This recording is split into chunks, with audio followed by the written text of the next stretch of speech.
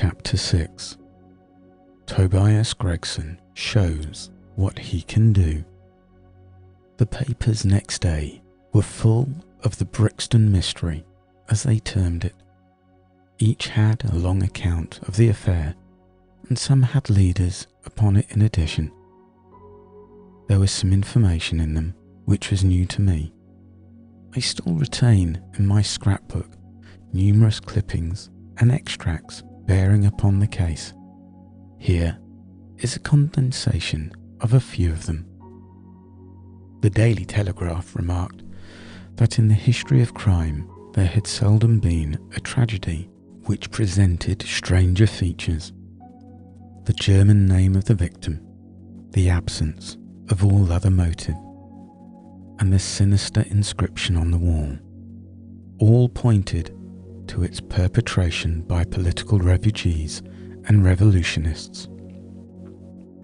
The socialists had many branches in America, and the deceased had, no doubt, infringed their unwritten laws and been tracked down by them, after alluding airily to numerous groups of misrepute and closing the article about the Ratcliffe Highway murders. The article ended by admonishing the government and advocating a closer watch over foreigners in England. The Standard commented upon the fact that the lawless outrages of the sort usually occurred under a liberal administration. They arose from the unsettling of the minds of the masses and the consequent weakening of all authority. The deceased was an American gentleman who had been residing for some weeks in the metropolis. He had stayed at the boarding house of Madame Charpentier in Torquay Terrace, Camberwell. He was accompanied in his travels by his private secretary, Mr. Joseph Strangerson. The two bade adieu to their landlady upon Tuesday, the 4th, and departed to Euston Station with the avowed intention of catching the Liverpool express. They were afterwards seen together upon the platform. Nothing more is known of them until Mr. Drebber's body was, as recorded, discovered in an empty house in the Brixton Road, many miles from Euston. How he came there, or how he met his fate, are questions which are still involved in mystery. Nothing is known of the whereabouts of Strangerson. We are glad to learn that Mr. Lestrade and Mr. Gregson of Scotland Yard are both engaged upon the case, and it is confidently anticipated that these well-known officers will speedily throw light on the matter. The Daily News observed that there was no doubt as to the crime being a political one.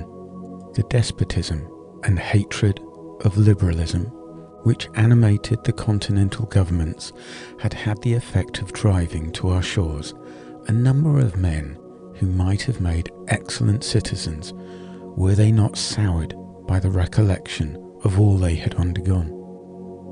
Amongst these men there are a stringent code of honour, any infringement of which was punished by death.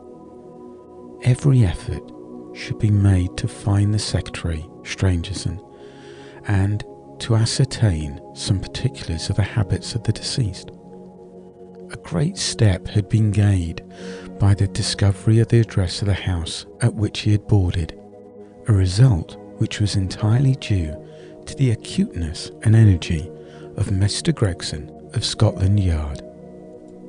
Sherlock Holmes and I read these notices over together at breakfast, and they appeared to afford him considerable amusement. I told you that, whatever happened, Lestrade and Gregson would be sure to score. That depends on how it turns out. Oh, bless you, it doesn't matter in the least. If the man is caught, it will be on account of their exertions. If he escapes, it will be in spite of their exertions. It's heads I win, and tails you lose. Whatever they do, they will have followers. On s'en trouve en plus quoi de l'indemnier. What on earth is this? I cried, for at this moment there came the pattering of many steps in the hall and on the stairs, accompanied by audible expressions of disgust upon the part of our landlady. It's the Baker Street Division of the Detective Police Force, said my companion gravely, and as he spoke there rushed in the room half a dozen of the dirtiest and most ragged street Arabs that ever I clapped eyes on. "Attention!" cried Holmes in a sharp tone, and the 6 dirty little scoundrels stood in line like so many disreputable statues. "In future, you shall send up Wiggins alone to report, and the rest of you must wait in the street. Have you found it, Wiggins?" "No, sir, we ain't," said one of the youths. "I hardly expected you would. You must keep on until you do. Here are your wages." He handed each of them a shilling. "Now, off you go, and come back with a better report next time." He waved his hand, and they scampered away downstairs like so many rats, and we heard their shrill voices next moment in the street. "There's more work to be got out of one of those little beggars than out of half a dozen of the force," Holmes remarked. "Their mere sight of an official-looking person seals many lips. These youngsters, however, go everywhere and hear everything. They're as sharp as needles too. All they want is organisation." "Is it on this Brixton case that you are employing them?" I asked. "Oh yes. There is a point which I wish to ascertain. It is merely a matter of time. Hello! We are going to hear some news now with vengeance. Here is Gregson coming down the road, with beatitude written upon every feature of his face. Bound for us, I know, yes. He is stopping. There he is." There is a violent peal at the bell, and in a few seconds the fair-haired detective came up the stairs, 3 steps at a time, and burst into our sitting room. "My dear fellow," he cried, wringing Holmes' unresponsive hand, "congratulate me. I have made the whole thing as clear as day." A shade of anxiety seemed to me to cross my companion's expressive face. "Do you mean that you are on the right track?" he asked. "The right track? Why, sir, we have the man under lock and key." "And his name is?" "Arthur Carpentier, Sub-Lieutenant in Her Majesty's Navy," cried Gregson, pompously rubbing his fat hands and inflating his chest. Sherlock Holmes gave a sigh of relief and relaxed into a smile. "Take a seat and try one of these cigars," he said. "We are anxious to know how you managed it. Will you have some whiskey and water?" "I don't mind if I do," the detective answered. "The tremendous exertions which I have gone through during the last day or two have worn me out. Not so much bodily exertion, you understand, as the strain upon the mind. You will appreciate that, Mr. Sherlock Holmes, for we are both brain workers." "You do me too much honour," said Holmes gravely. "Let us hear how you arrived at this most gratifying result." The detective seated himself in the armchair and puffed complacently at his cigar. Then suddenly he slapped his thigh in a paroxysm of amusement. "The fun of it is," he cried, "that fool Lestrade, who thinks himself so smart, has gone off upon the wrong track altogether. He is after the secretary, Strangerson, who had no more to do with the crime than a baby unborn. I have no doubt that he has caught him by this time." The idea tickled Gregson so much that he laughed until he choked. "And how did you get your clue?" I'll tell you all about it, of course, Dr. Watson. This is strictly between ourselves. The first difficulty which we had to contend with was the finding of this American's antecedents.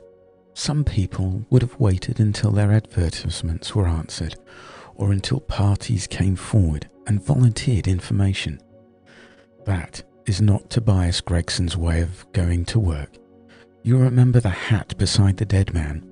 Yes, said Holmes. By John Underwood and Sons, 129 Camberwell Road. Gregson looked quite crestfallen. I had no idea that you'd noticed that, he said. Have you been there? No. Ha! Cried Gregson in a relieved voice. You should never neglect a chance, however small it may seem. To a great mind nothing is little, remarked Holmes sententiously. Well, I went to Underwood and asked him if he had sold a hat of that size and description. He looked over his books and came on it at once. He had sent the hat to a Mr. Drebber, residing at Carpentier's boarding establishment, Torquay Terrace. Thus I got his address. Smart, very smart, murmured Sherlock Holmes. I next called upon Madame Carpentier, continued the detective. I found her very pale and distressed. Her daughter was in the room too. An uncommonly fine girl she is too. She was looking red about the eyes and her lips trembled as I spoke to her. That didn't escape my notice. I began to smell a rat. You know the feeling, Mr. Sherlock Holmes, when you come upon the right scent, a kind of thrill in your nerves.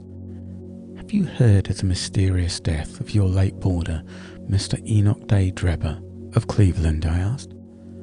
The mother nodded. She didn't seem to be able to get out a word. The daughter burst into tears. I felt more than ever that these people knew something of the matter.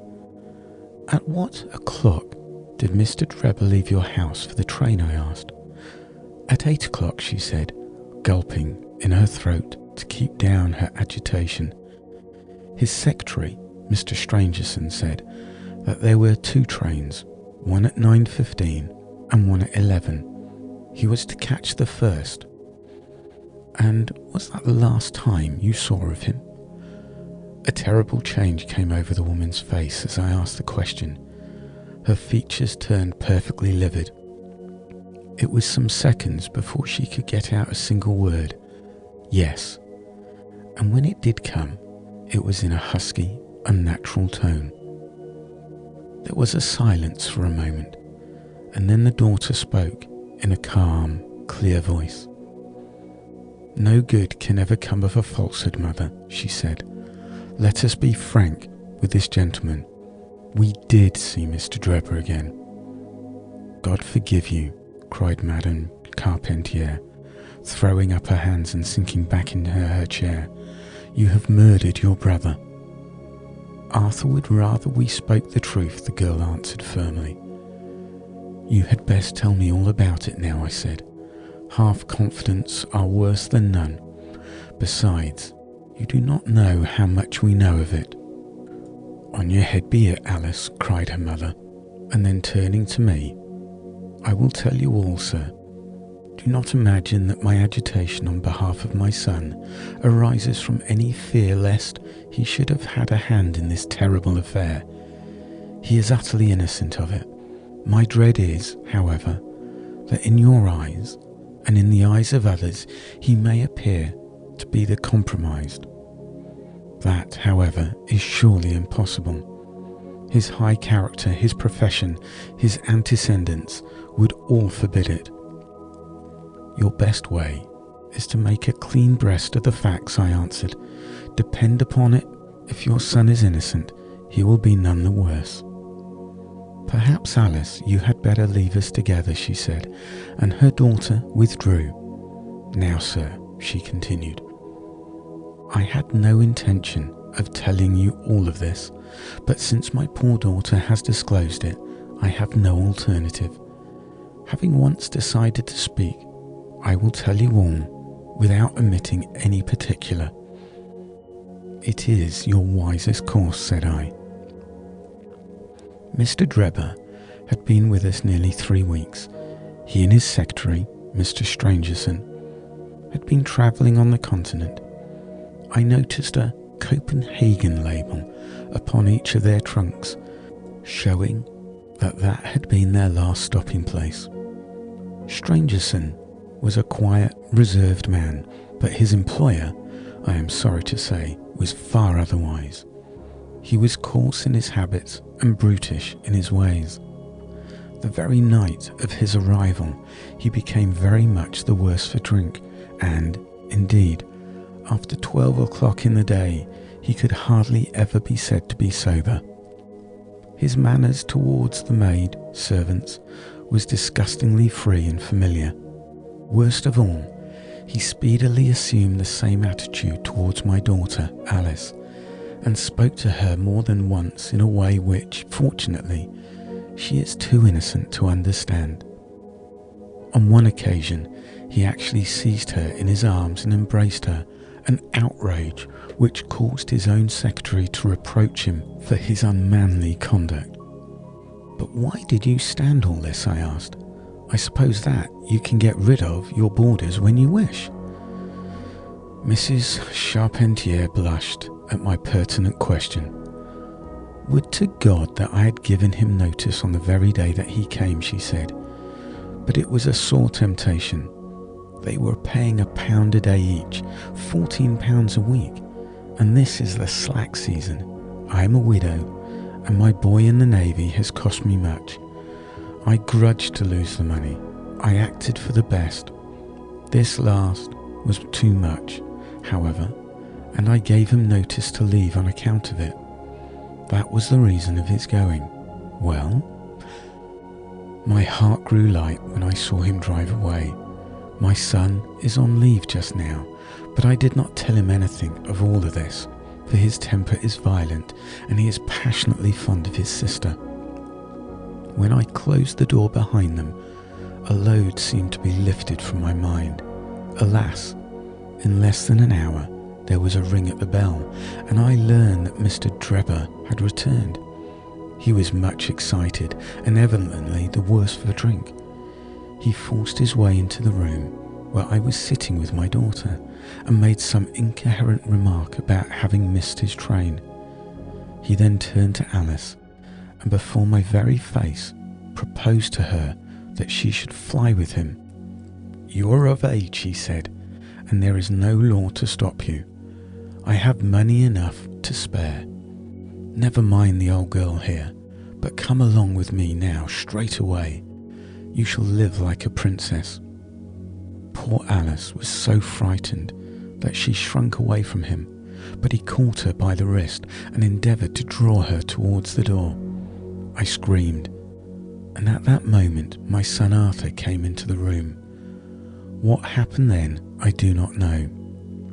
I heard oaths and the confused sounds of a scuffle. I was too terrified to raise my head. When I did look up, I saw Arthur standing in the doorway laughing, with a stick in his hand. "I don't think that fine fellow will trouble us again," he said. "I will just go after him and see what he does with himself." With those words, he took his hat and started off down the street. The next morning, we heard of Mr. Drebber's mysterious death.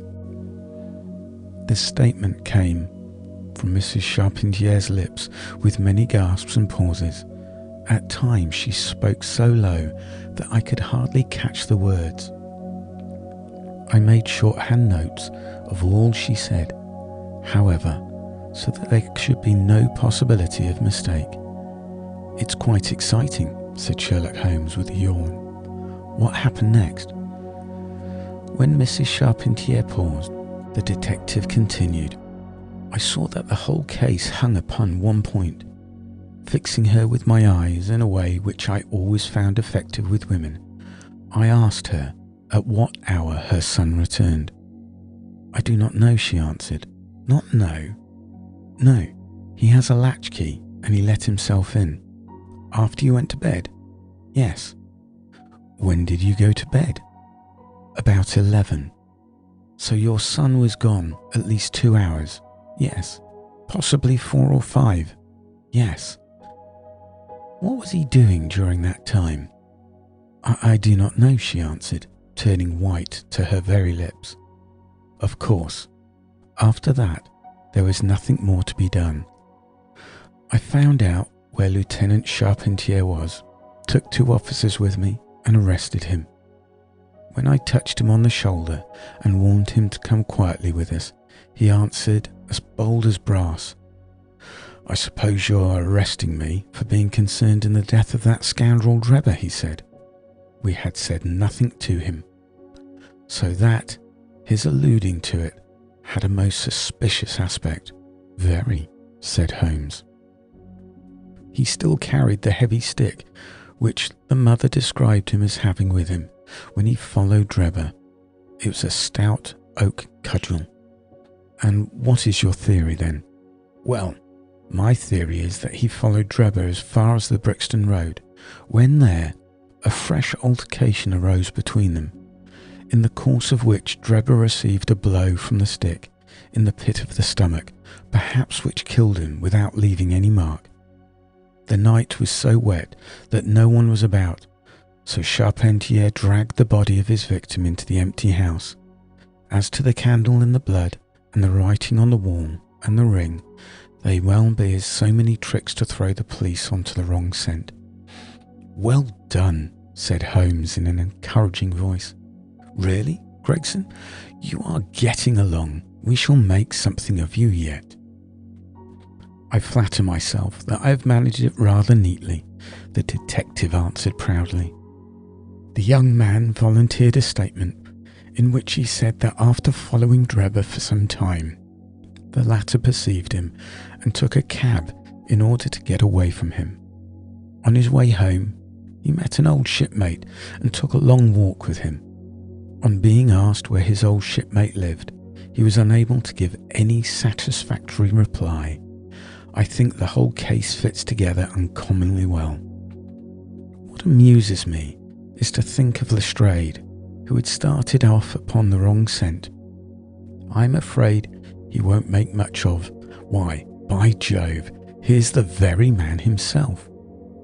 It was indeed Lestrade, who had ascended the stairs whilst we were talking, and who now entered the room. The assurance and jauntiness which generally marked his demeanour and dress were, however, wanting. His face was disturbed and troubled, while his clothes were disarranged and untidy. He had evidently come with the intention of consulting with Sherlock Holmes, for on perceiving his colleague, he appeared to be embarrassed and put out. He stood in the centre of the room, fumbling nervously with his hat and uncertain what to do. This is a most extraordinary case, he said at last. A most incomprehensible affair.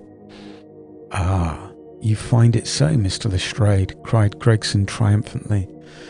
I thought you would come to that conclusion. Have you managed to find the secretary, Mr. Joseph Stangerson? The secretary, Mr. Joseph Stangerson, said Lestrade gravely, was murdered at Halliday's private hotel about 6 o'clock this morning.